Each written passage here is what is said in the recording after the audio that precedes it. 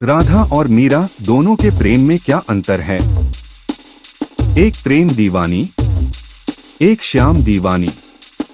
राधा के अंदर कृष्ण और कृष्ण की अंदर राधा हमेशा रहती थी। और मीरा कृष्ण भक्त प्रेम दीवानी और कृष्ण प्रेम में पागल थी। प्रेम में कभी भी किसी भी तरह का कोई भी अंतर नहीं होता। उसमें भी जो संपूर्ण समर्पण कर चुका प्रेम हो, तब तो प्रेम में कोई भेद ही नहीं रहता है।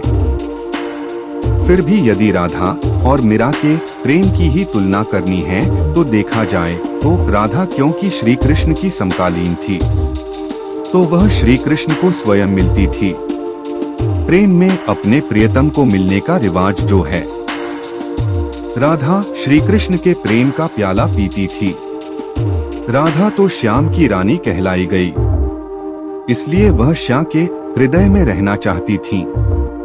राधा का प्रेम पाने का चाहत लिए था। राधा कृष्ण के साथ खेली बड़ी हुई, कान्हा के नटखट पलों को संग जिया। वहीं मीरा सिर्फ और सिर्फ अपने कन्हैया को अपने सपनों में देखती हुई पली भी हुई। कान्हा उनके पास न होते हुए भी हर पल उनके संग थे। राधा कान्हा की शिकायत करती तो उनसे रूठ जाती, कभी उनके कान पकड़कर उन्हें पाठ पढ़ाती तो कभी उनके संग उनकी लीलाओं में समाहित हो जाती। मीरा कान्हा को बस अपने आसपास होने के अनुभव में जीती। ना तो उसे कान्हा से कोई शिकायत थी, ना ही कोई रूठना मनाना।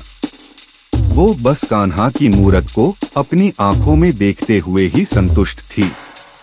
पर श्री कृष्ण की प्रियतमा मीरा उनके समकालीन नहीं थी, सो वो उन्हें स्थूल रूप से नहीं मिल सकती थी। वो उनके दरस के लिए तरस जाती थी।